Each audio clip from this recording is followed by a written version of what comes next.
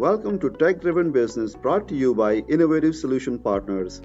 Today, an old friend, Todd Kackley, Vice President and CIO of Textron, joins me to delve into the ever evolving landscape of Gen AI. Todd shares insights into implementing their inaugural generative AI solution and the pivotal role leaders play in crafting a scalable, well governed, and future proof data analytics and AI infrastructure. So thank you for joining the session today. Today we will be talking about any organization's readiness to embrace Gen AI. And I would like to get your perspective on this topic. So with that, I would like to get into our session.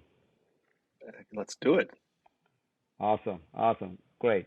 So let me start with, as you lead your organization in these times of quicker adoption, like we see this across the board, across technologies, when we talk about AI-driven solutions, how are you and your team striking a balance between leveraging third-party capabilities versus developing in-house models? Well, Mustansir, I think that's a very, very good question. And this is also something very relevant for us at Textron. We recently implemented our first production generative AI solution, and that solution leverages a third-party proprietary AI, generative AI model.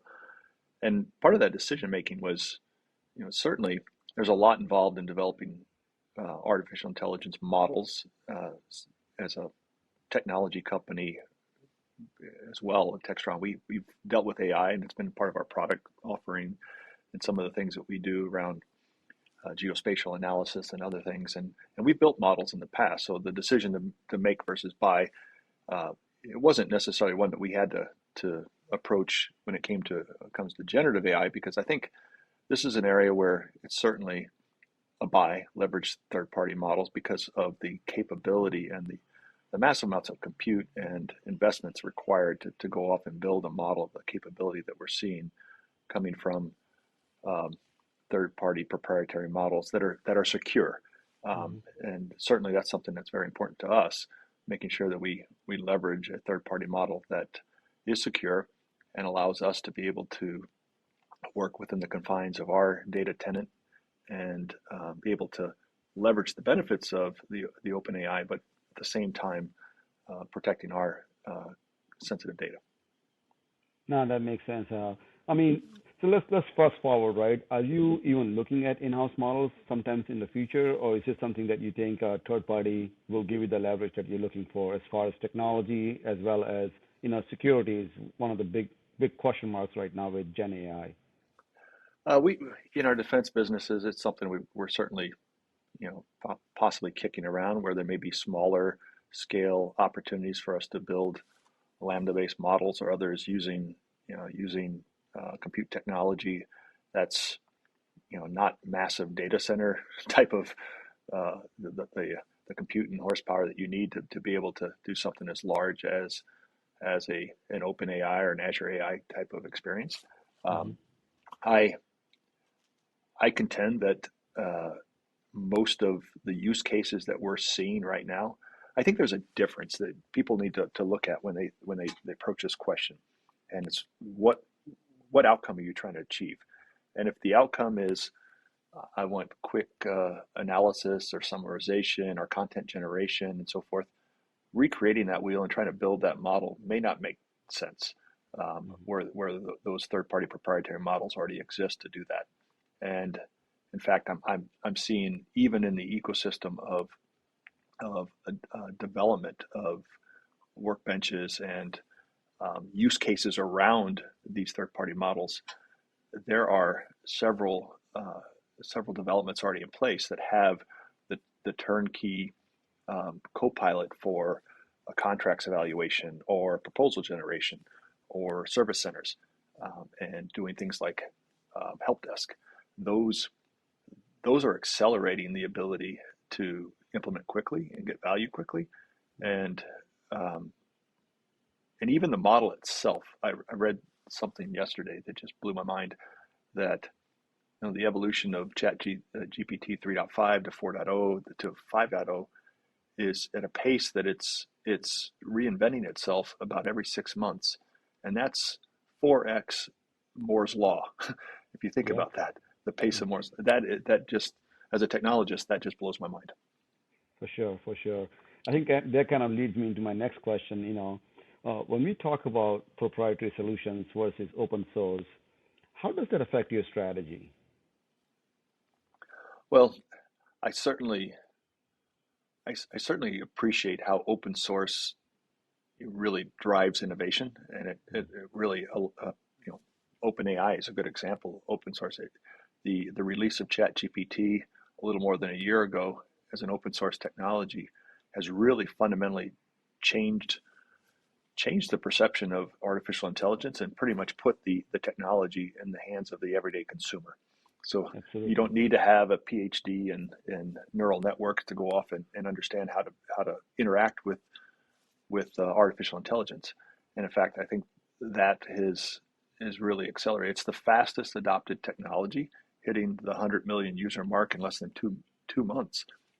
And uh, but at the same time, as a technologist, I think we've seen over time that there are, there's certainly risks with some of the open source technologies, whether they become proprietary at some point or they get consumed by some player and they now become a fee-based application, and you've already committed to the technology.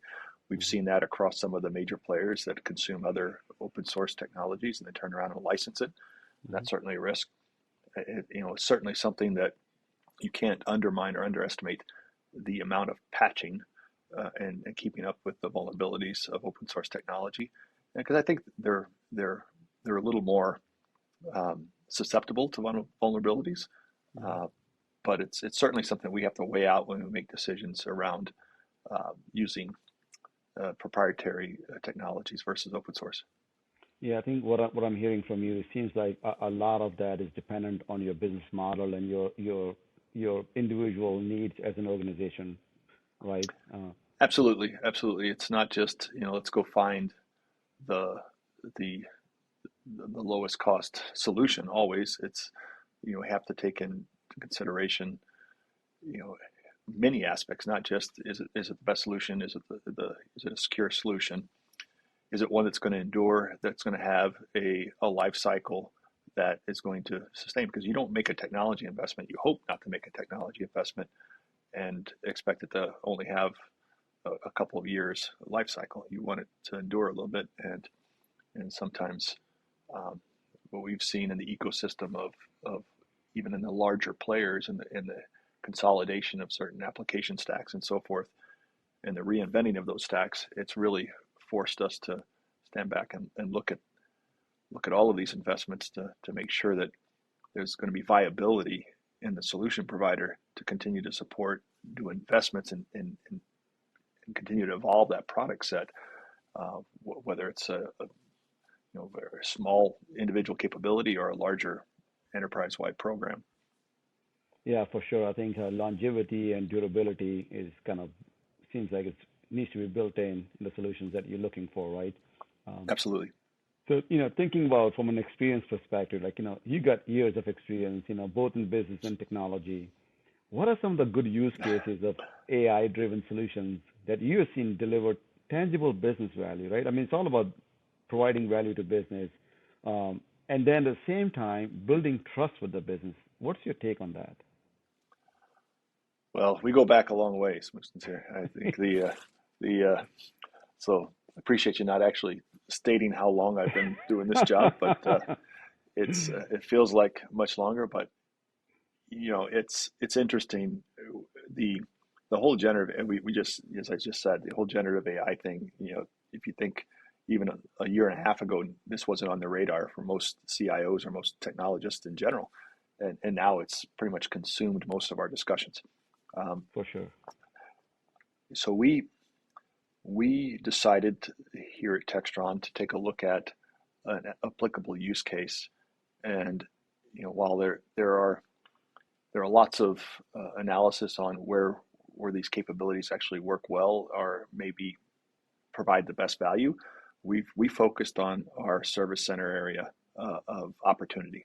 And um, when you think about a services business where you have large volumes of data, not just on how you support and sustain that customer's product and the Mm-hmm. history of sustaining that customer's product, but you also have the combination of data around all of your technical publications, all of your engineering specifications, everything known. And many of our products are in a regulated business like uh, commercial jets and so forth. They are helicopters. So you have a lot of data that you need to maintain, and having that in disparate sources, or even trying to make it accessible to a maintenance technician or a service center call center resource sometimes is a challenge. And so we sought to try to accelerate the access to content internally for our maintenance technicians in our service centers, and um, uh, it certainly provided an opportunity for them to have a capability, allow them to quickly either troubleshoot or identify content and point them to the um, uh, latest publication, latest operating procedure, latest set of instructions, and give them some insights as to how they should consider approaching either troubleshooting or diagnostics type of activities. And it's certainly we're certainly seeing that that's going to drive a measurable impact in the time that these maintenance technicians normally spend in front of a computer. They would rather spend time turning wrenches and doing the work to repair the aircraft and get our customers back in the air. And that's where the value is, having our customers' aircraft not sitting on the ground in our service centers, but in the air. So we see that, and not just in the our in our aircraft industry, our business, but we also see that opportunities across anywhere we're providing a customer support type of solution.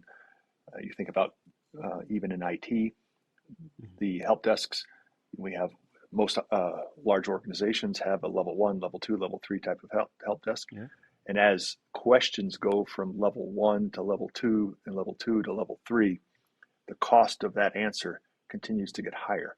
So bringing the information and the ability to solve that person's question closer to level 1, or maybe even not even needing level 1 at all, Yep. bringing it to the user itself. Most of us, you know, most people that I know, when you have a general household issue, you go to YouTube. And how Yep. do I solve this? How do I fix this? Yep. And before you call the service technician and everything, you try to figure out. And I think users are more inclined to do that if they have access to the right information at their fingertips, and it's useful and current and timely. So I think those are really applicable use cases. No, I think for sure. What I'm hearing from you is time to delivery, right? And the example you use of YouTube is so real. Like, every day we do this. We look up things and we are trying to find things. How can we apply the same kind of approach in a business scenario, right? In an organization which has got all these different levels of teams and support systems in place, right? The time to delivery to our customer, either internal or external, makes a lot of sense. And I think this whole use case, especially when you talk about what Gen AI can do, seems like it's just helping get to the answers much faster than we ever comprehended in the past. So, I agree. I do think it's going to transform how how knowledge workers and beyond that. I mean, even the example of the shop floor workers that we're having, the maintenance technicians, they're very excited because if you think about it, we have um, most organizations have a challenge around keeping talent and skills, and the continued evolution of having to provide them with the training and the knowledge and the generative AI opportunities that allow us to use content generation for training or just the accessibility to the information. levels the field a little bit from somebody that has maybe 20, 30 years of experience to somebody that has less.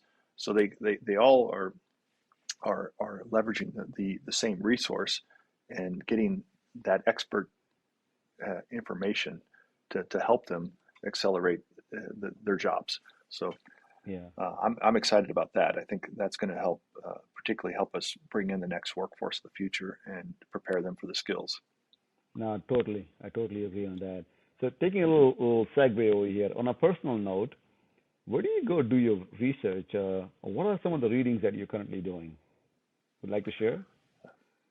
Uh, so, particularly on the topic of generative AI, it's there's a lot to stay on top of. I certainly follow most of the leading business journals and tech journals, and stay on top of that. I've got a lot of flags in my uh, search criteria to be able to pop up new things that are coming up, and certainly look for those articles. And I follow several um, podcasts and tech leaders.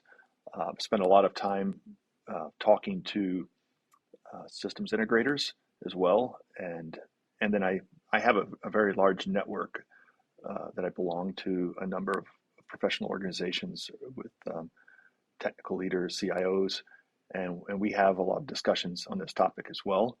And um, it's one that it's an evolving topic, and I find that not just generative AI. There are several disciplines when leading an information technology organization that one needs to stay on top of. Um, and then I try to find time also to read uh, self-development books, things, certainly leadership and books on organizational change and leading large organizations and working across generations. So there are tons of resources. I think the most valued resource is in your peer network, having an opportunity to sit with peers in the same type of role that you have and have those discussions, whether it's a chief information officer, chief information security officer, a CTO, even an analyst in a business function or a technical function, having that ability to work with their peer group and understand kind of what's going on day to day helps develop their self-awareness and their knowledge of their skills. Yeah. It seems like your time is filled with all these different areas where you're kind of pulling in the information and making sure that you're applying those in your day-to-day operations as well as your uh, learnings that you're going through. I can't So, profess all of it sticks. I mean, there's probably more content going in that actually I can retain, but yep, um, it's one of these things. I find that having conversations about it and checking your understanding, this generative AI, going back to that quickly, my having to understand how all of this works and feeling comfortable with the solutions that we're looking to bring forward and how those operates safely, securely, and understanding how we explain that to the users and leaders as well. That's a big piece of that. Being able to understand the capabilities and technology enough um, to assure key stakeholders and leaders that we're making the right decisions as well. absolutely, absolutely. So, let's talk about from a Gen AI perspective, right? It is so new. It's a developing area for both business and technology. How do you see leaders such as yourself establishing a data analytics and AI infrastructure that is both scalable, well governed, at the same time future proof? It's a lot of things in one. So, but I'd like to. Yeah, yeah, that's a really good question. Um, One of the things that we're still having a discussion on is the there's there's been several years. I mean, we the data and analytics, and I know you and I go back several years in the data and analytics space Yep. originally, and there's organizations have spent a lot of time and money and effort putting together large data lakes or a focus on structured data for the purpose of data and analytics, for the purpose of dashboards, for the purpose of possibly maybe even more impactful data sciences and driving more value out of predictive and prescriptive type of data analysis and so forth. And that's all part of this evolution, I think. And we're still kind of getting our arms around this. There's a and maybe I'll just kind of say this, and whether people think I'm right or wrong, we'll let them be the judge of that. But I think there's a Venn diagram here where data sciences and data and analytics overlaps with the generative AI, and there's something in the middle of that Venn diagram. But the difference is when you're really focused on the predictive and the prescriptive repeatable model of a data science model, where I need this machine learning algorithm to drive a very predictable output, understanding whether or not my machine on the shop floor is performing predictably, and I can identify when it's varying off of its function, versus the generative AI type of experience where I need very comprehensive analysis with structured and unstructured data, versus the data sciences, which may be more structured and curated data. Where, and I've often kind of described it to people. I see data sciences as I'm looking for the needle in the haystack, and I see generative AI as what's in the haystack, and oh, by the way, there's a needle. Yeah. And so they're two different ways to look at it. I think when it comes to making decisions around the whole data side of this, data governance and data ownership is going to be a key piece of that, and it always has been, because ultimately neither side works well with bad data. So that's certainly going to be something that's going to continue to drive the discussion. But I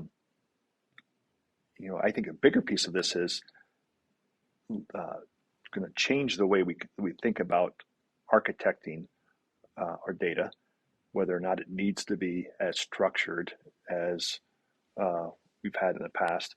We were just having this conversation the other day with our senior leaders. In the past, to build something like a chatbot or to build something like a very large search engine, you had to spend time creating the database, creating the indexes, creating all the special keys, doing all the tables and everything you needed to do, and then do all the programming around it. With generative AI, it doesn't matter really what structure your data is in. It's really about the prompt and how you ask the question and interface with the model to get the answer. So I do think there's going to be we have to make a clear distinction on what tool sets are used for what purposes, because they do have, you can't always use one or the other to solve the same thing. But that's going to be the challenge for technologists as they look at, do I need a data mart? And one of the risks here also, when you're dealing with data, is ultimately replicating all this data over multiple places, and paying for it in multiple places and so forth. So you have to think about that. What's the architecture? Where does it sit natively in the application, and AI kind of works around it? Or so we'll see. It's still too early to tell, but I think those are things that we have to directionally think about. Yeah, I think definitely. I think it's an evolution, and we are just getting into it. Finding ourselves right in the middle of it. Great discussion so far, and but based on all that we have covered so far, what is that one key takeaway that you want to leave with our listeners today? Well, that's So if we're talking about, since the theme has been largely generative AI, I think the key takeaway is that some that maybe a few, but I think when you're having the discussion around generative AI, it's important to understand that many organizations have been doing AI for a while.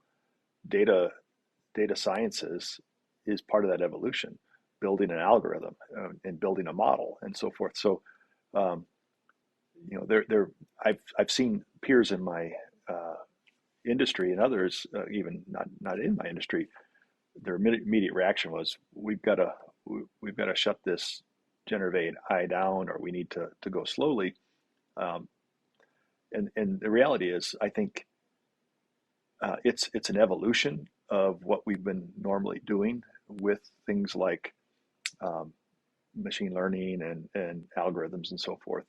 And it's something that, regardless of whether or not, and I'm finding here, regardless of whether or not you have a position on to go fast and forward, or to be more risk averse and hold back, the users are going to find a way to use this capability. And that's probably the big message here. If you're a technologist listening to this and you think you've got ChatGPT blocked, or you're shutting down and saying we're going to go slow, trust me, your users are finding a way to use this technology to help them with their jobs. And you're going to have to figure out how to make it part of your business processes going forward in a secure manner that meets the requirements of the business and the need, and embrace it, because it's not going to go away. Thanks for listening to Tech Driven Business, brought to you by Innovative Solution Partners. Todd shared valuable insights on how organizations can transform business with generative AI. His main takeaway: Gen AI is here to stay. If you are a technologist, know that users are finding a way to use this technology to help them with their jobs. We would love to hear from you. Continue the conversation by connecting with me on LinkedIn or Twitter. Learn more about Innovative Solution Partners and schedule a free consultation by visiting isolutionpartners.com. Never miss a podcast by subscribing to our YouTube channel. Information is in the show notes.